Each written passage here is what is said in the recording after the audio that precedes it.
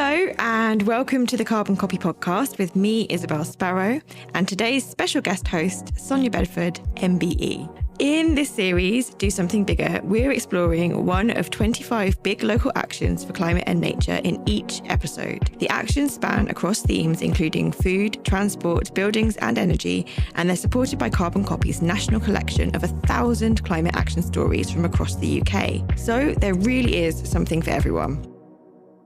Today's episode is called Generate Energy Locally. Sonya, can you tell us a little bit about yourself and why you're interested in this topic specifically? So my name's Sonya. I'm a renewable energy solicitor. I've been a solicitor for 25 years now, and about 18 or so years ago, I decided that I wanted to focus solely on renewable energy and doing something meaningful with my career. Jumped into my first wind project then, and at the time decided that it was really important to also get involved with community energy as well. So I was working down in Devon at the time. So I joined my local community energy organisation there, which was Exeter Community Energy.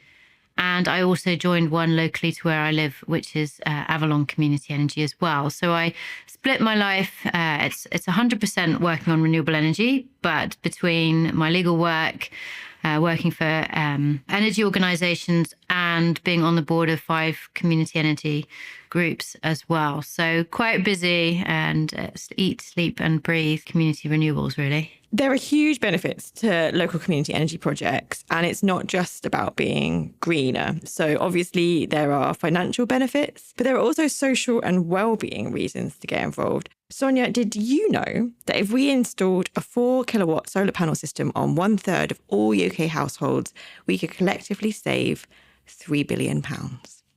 Isn't that brilliant? It's just such an amazing figure. And I think particularly at the moment, having both renewable energy and being able to save money, which is very key to most people in the cost of living crisis, it's just a fantastic statistic. And with the community energy, we are trying to make that or assist that transition to everybody being able to access renewable energy. So we spoke to John Taylor, who works for Community Energy England, about why he thinks more places should start generating their own energy. I think there's 2 angles to it, really. One is the speed of delivery. I think we can decarbonise the country much faster if every parish and community and neighbourhood is empowered to contribute to that mission. We can just sit back and let some big companies do something over the horizon and we just buy the power from them. But if everybody steps up, gets involved, works out what they're capable of generating where they live, and then develop that in a way that benefits the people where they live, we think that's can help build out solar and wind power faster. And it can also bring communities along that journey with us so they can actually feel real benefits from this kind of infrastructure appearing in the landscape around them, which I think will sustain that kind of long-term transition better. Yeah, so that's probably the main reason that I get involved in community energy. And just there's that ownership angle as well, that kind of that justice angle. We've seen over the last few years through the energy crisis, a lot of the prices that have been heaped on people has been due to imported fossil fuel. We're losing money out of our communities by buying in imported energy, whether it's gas power, petrol, diesel. The more energy we can generate locally, the more money we can keep in our local economies as well, rather than being siphoned away and extracted. So through community ownership of onshore renewables, the money we're spending on energy comes back in, and a lot of our community energy members then reinvest that money in local projects, energy advice services, fuel poverty, nature projects. So yeah, it's a big overlap with community wealth building as well. One thing I think people listening might feel is that energy generation isn't for them because, like, a lot of people don't have a technical background, they don't have an engineering background. And I know that I certainly have felt that way myself. But there are lots of different roles and responsibilities involved. And John, who is from an engineering background, told me about some of the other kinds of people who have got involved. I think that's the really good thing about community is it really does represent where you're from. So there's a role for everyone to play. Really, you do need some people with that kind of engineering and energy knowledge to kind of understand that side of it. But there's a lot of creativity in it as well. You do need to be, confident in engaging people. Lots of overlap working with schools and families and making it fun. Like there's a hydro project in Oxford where they ran a little competition to choose the colour of the turbine blades. And it's just little touches like that that adds a bit more kind of personality and humanity to some of these projects, which you might not necessarily get with another way of delivering them. I'm interested in the numbers. Their businesses, you need to be able to make a profit and raise investment. There's that kind of financial, legal side of it. But ultimately, it's about getting people excited about the future and playing a part in it. So there's lots of creativity and storytelling that goes alongside it as well. Community energy really is for everyone. I think that it's important to have some key skill sets in a group, accountants or people that understand spreadsheets, which is something that I've been rubbish at my entire life. Having a solicitor helps, but also people that are just passionate about the place they live or being able to generate a benefit for the local community, or passionate about creating renewable electricity and decreasing our reliance on fossil fuels. So one of my local groups that I involved with, Green Wedmore, it was different to a lot of community groups in the sense that it doesn't have a structure in the same way. It's not a community company, and it operates in a really interesting way to bring in everybody from the community. So there's no board. There's a secretary and a chair. It's very democratic, and it brings in across skills to bring in everybody who has a passion about something sustainable. So there's something for everybody. The renewable generation is just a part of that. There's nature activities, there's well-being activities. And I think in order to encourage as many people as possible into the movement and into doing something for the benefit of the community, if people have got a passion, then they'll work really hard at helping everyone else deliver that. And so if people are bored by the technology side of renewable energy, let's not make them focus on that. Let's actually just say, right, we'll have a few skilled people, or we'll be able to get a grant to buy in that help that we need. And let's just, if it's the community engagement part and the talking to people part about it that excites you, you do that bit. If it's the marketing or design bits of things, or if it's just making cakes to bring people into meetings and that's what excites you, then let's do that. And I think that organisation, which has been going 17 years now and has lots of renewable energy projects to its name, is successful for that reason. But yes, so I do think it's for everybody, even if it's a bit daunting at the start to start one up. Does the idea of generating your own electricity make you feel energised? Maybe you know someone else who could help you power up a project. If so, share this pod with them and point them in the direction of Carbon Copy's Generate Energy Locally webpage, where there's lots of useful links and information. Check out the show notes, but first, listen to the rest of the episode. Maybe we should talk about what a community energy project actually is, or what it can be. So can you give us a basic overview of the different kinds of projects that exist and maybe which are the most common ones and why? Of course, yeah. So the community energy really started in the wind sector, because that was the first type of renewable energy really to make headway in the UK. Wind was around 20, 30 years ago, wind energy, and communities saw the opportunity to own a turbine or to own part of that wind farm site. And that's where it started. But since the very early days of a couple of community energy projects owning wind turbines, it's really blossomed across all areas of both electricity and heat generation. So the community groups own everything from hydro projects, wind projects, rooftop solar, ground mount solar, battery storage. Now communities are even owning large-scale battery projects, all the way through to tiny little bits of generation to huge sites. It really has blossomed across all the technologies. There's a number of different ways to start a community energy project, and sometimes that will come from the resources, the energy resources that you've got locally. So you may have a river running through the city that you could do a hydro project on. I think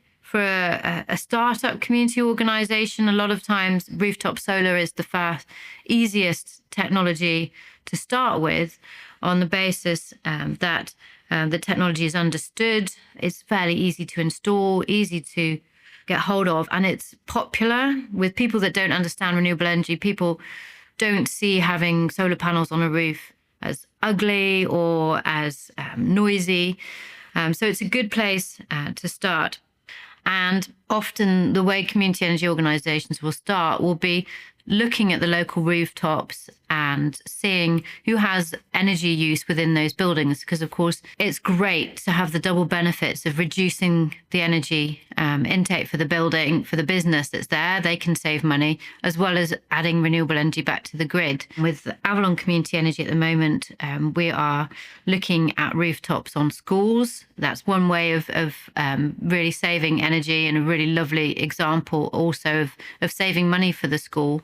For some of the larger rooftops with the schools, the amount of savings can actually equate to a teaching assistant salary for a year. So that is a huge benefit from just doing a solar project. Also, you can talk to local businesses, to churches, to village halls. And I think they're always started by setting out as a community group what you're going to offer as a community group, because you're going to take a lease over that roof as a community organisation. And that can be quite a big step for a business to let a third party community organisation take a lease over the building. So they'll want to know, what the benefits are for them, as well as just generating renewable energy and looking good on their website. It sounds like there's a lot of potential opportunities for people looking to start renewable energy projects in the near future. So we talked to Beth McAllister, who is from Oxfordshire's Low Carbon Hub, about how that organisation got started and the changes they've seen in the years since they've worked in the sector. We have been around since about 2011. We grew out of an organisation called West Oxford Community Renewables, who were piloting community-owned renewable energy projects on buildings. That was back in pre-2011. And then we got the support of the local city council, who wanted to kind of scale up that work. So we kind of were born through a funded project from the Oxford City Council. So then our aim was quite simple. We wanted to replace the local Didcot power station with renewables. So now we're in a very different situation where most of that is closed down now in Oxfordshire. The last coal-fired power station closed last year. What we're looking at now is how we can accelerate that transition to a zero carbon energy system. So in particular for us, what we're really trying to do is look at what we call the grid edge, so where we all live and work, and how we can make sure that transition to the zero carbon energy system is community led and kind of doesn't leave anybody behind. What we kind of do is we're a community energy organisation. So we raise money mostly from individuals. We install renewable energy projects, and we've got 55 renewable energy projects across Oxfordshire. I think if you're starting out now, it's a very different landscape to when we started and got the majority of our projects up and running. So when we were doing our first share raises, we still had things like the feed-in tariff and kind of a more supportive regulatory environment. And so it was much easier to make the model work. And so we had a flurry in 2016 of installing a huge number of these rooftop solar projects on schools. Now the situation is much harder to make that work. So it can be quite difficult to unlock some, especially smaller scale projects, because you can't make the model kind of work. But, we might see changes in that. We've got coming up, GB Energy and the local power plan are looking to really unlock some of the funding that is needed for community energy projects. So that could be a huge game changer for community energy that hopefully we'll hear more about in 2025. I would definitely say that everything we've done, we do almost everything in partnership. So I would say if you're looking to kind of like start a community energy organisation in your area, then really, really find good people to work with locally. So I kind of mentioned that we've been really lucky to work with we've got really supportive councils in Oxfordshire. Both the city and the district councils have been really supportive of our work over the years. We've worked with the city council right from the beginning, and we've worked together on big innovation projects as well. So I'd say that find good people to work with locally is really, really important. But also kind of like find people and get to know what the community wants and needs, I would say, is also really important. So we work with kind of 46 low carbon groups, and we wouldn't be the same kind of organisation without them. We've got a community engagement manager who talks to them really regularly. So he's finding out kind of what their challenges are, what they want to focus on. They apply to us for grant funding as well to take projects further. We run a help desk service at the Low Carbon Hub. It's part of our community benefit model. So if people email in, we can help provide what we did, how we thought it, what we did as a low carbon hub, and how that might be replicable where you are as well. And we link to a whole bunch of resources that's available for people to kind of like go ahead and start this in their area. It's worth noting that we kind of We have a lot of projects now. We have kind of almost £10 million invested in us from people who've invested in the renewable energy projects. We've got almost 2,000 investors, but we didn't start off with that. We've been around since 2011. So you can start small. You can start with a small share raise. You can start kind of like canvassing your local community and finding out if it's something they're interested in. So I've started talking about the options for community-owned renewables. If you've got a rooftop that you've got in mind, and to kind of start off with that kind of like volunteer base, and there's lots of support out there on how to run a community share raise, for example. I definitely recommend getting in touch with the community shares unit as like the experts on how to do that. But Beth says there's a number of ways of financing community energy projects, and traditionally one of those has been a share raise by going out to the community, and that community could be your local people, could be national, and asking them to invest in the community organisation for the project. The great thing about community organisations is it doesn't matter how much you invest. Every member investor only has one vote. If somebody invests loads of money, they don't have more say in what the community organisation does, in the same way that if somebody only invests £10, they have the same say. So it's definitely one good way of getting people involved and getting investment in. There are other ways of raising finance for community energy projects, including bond raises or grant funding or borrowing in the same way that other companies will borrow and take debt into a project. It's also worth saying that whilst obviously finance and fundraising is hugely important to getting local energy generation projects off the ground, and those investments are absolutely vital, it's not the only component that matters. So we spoke to Beth about other ways that people can get involved if becoming an investor is not a viable option for them. A lot of community energy organisations are still very much volunteer run. And I would suggest that if you want to volunteer your time in that way, local community energy organisations would, take you up on that if you had the time to kind of do some volunteering. But also spreading the word is also really useful. What we find is if you've got time to sort of like share this and get the word out about community energy as a concept and, advocate for it with local MPs, if you're that way inclined, that's all really beneficial. What would you recommend, Sonya, if someone is interested in community energy but really doesn't have the finance, doesn't have the money to invest in a project right now? How else could someone get involved? There's lots of ways that you could get involved. Like Beth said, there's so much call for volunteers and people to come along and do things. And I think it starts with that passion and wanting to make a change and to help in your local community. So often community energy will start out of existing community projects. Maybe it's your local green group that get together and you spin off that into an energy project. And if it's a pre-existing group, there'll always be a job to do. You can look for sites. You can be a person who assists in negotiating terms for land or site, or you can simply be a person who organises the meetings. And there's a role for everybody to play as long as there's an interest in that.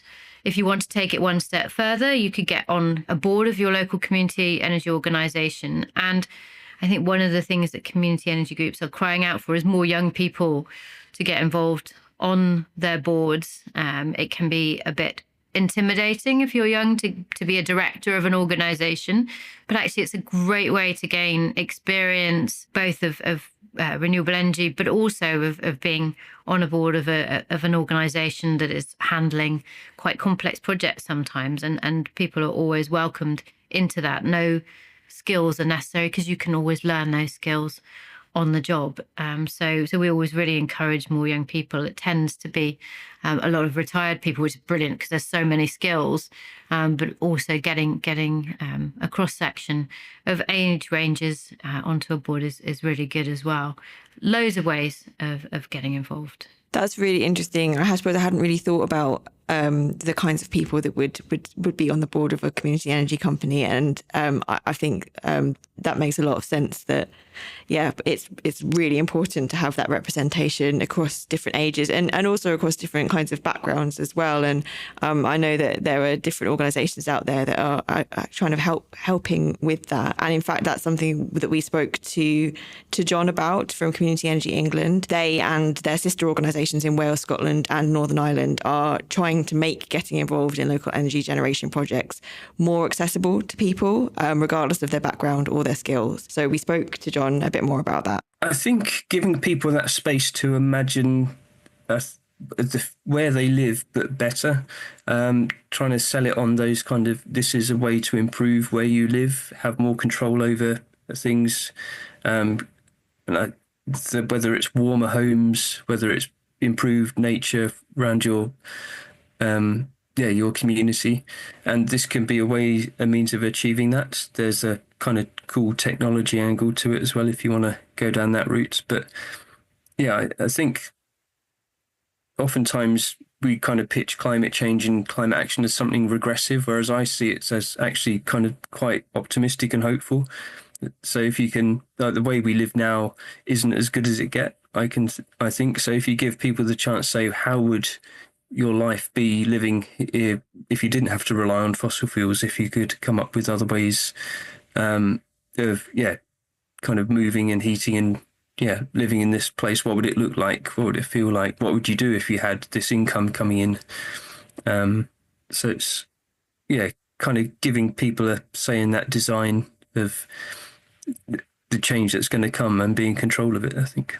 Part of the project we're doing, the Energy Learning Network, which is this UK-wide collaboration, we're trying to grow a peer mentoring scheme so our more experienced members can work with newer members, kind of give them a bit of guidance on how to get things going, maybe even share some of the kind of legal structures and documents to get established, so you don't have to replicate that whole process. We've already recruited our first cohort for this year, but hopefully from April onwards we'll have a second wave where people can register their interest with us, and we'll do our best to get some funding in to match people up.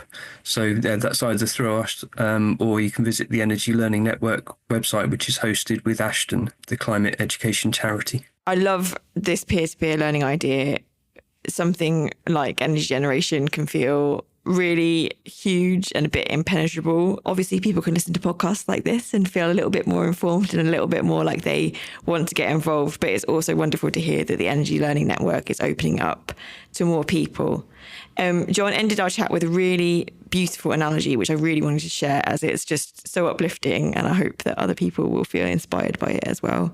Politicians quite like to use the analogy that climate change or this energy transition is like trying to turn around an oil tanker. It's kind of a very big, slow-moving thing. They're in control on the bridge, and then give them some time and it will start to turn around, which I think is fine for them. But there's a bit of a disconnect for the rest of us about how does our local action help turn this ship around. How did me changing my light bulbs or generating power at home kind of make this ship turn? So I sort of thinking it like that, I prefer to think of it not as an oil tanker, but actually as a murmuration of starlings.